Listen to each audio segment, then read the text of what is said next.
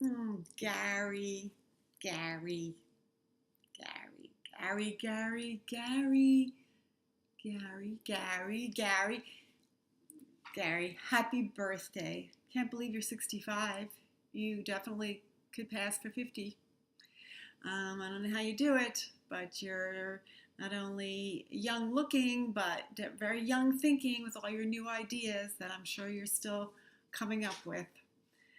Oh, Gary, I miss you. I had such great memories of working with you, and I hope it's not over. I hope I get to come back at some point.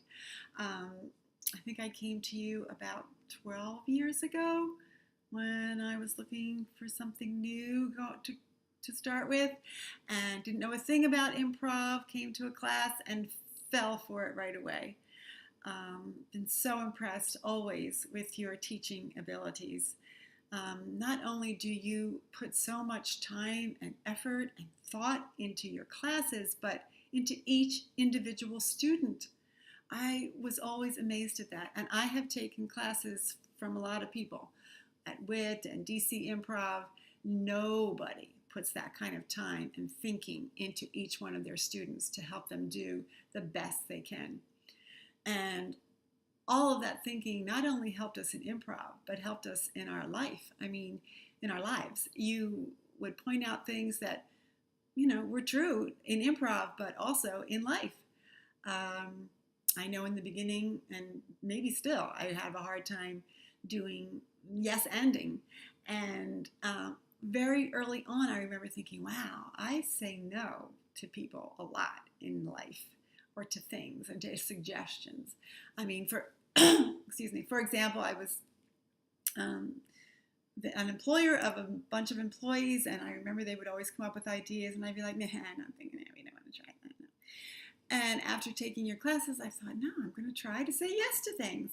And it made a huge difference, I know, in my work, and in my employees definitely were affected by that in a positive way.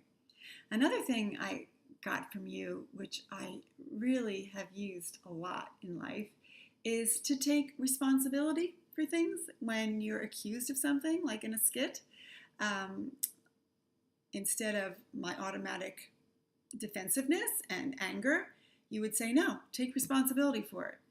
And you were right every time. If somebody accuses you of something, there is a pretty good chance that you are at least slightly responsible for it. So taking responsibility like that, again, in my work and in my life, I do it all the time. In the band I'm in, I take responsibility when I'm not prepared for something. If anybody were ever to accuse me of something, I would take responsibility. But the thing is that I do it before they even have a chance to accuse me. I'm always taking responsibility. At work, I work with young people who don't know that yet. They're always like getting defensive. And I'll say, well, I know I, for one, am guilty of whatever we've been accused of because I did such and such. And I know that the other young teachers are learning from me that it helps to take responsibility. It also not only helps you, but everybody else is feeling somewhat guilty for everything that goes on anyway. So it kind of lightens their burden and then maybe can free them up to take the challenge of taking responsibility too. Anyway, I'm getting into way too much detail, but you have given me so much. Oh, I'll never forget when I got that lead in that play. My pots and pans they want to wish you a happy birthday too. They all gathered with me. Um, and I was having such a hard time with that director, and I had so many lines to learn, and he just wasn't happy with me, but he wouldn't tell me what to do. And I spent hours with you one day, and you just gave me so much, mostly to tell me to be over the top, which I really needed for that part. And you saw that, and I was trying to be too normal, and she wasn't a normal woman. So I needed to be over the top, and it definitely helped my performance, and that was huge. My pots and pans do think I'm over the top because when I cook, I'm way over the top. That's the one place I do that.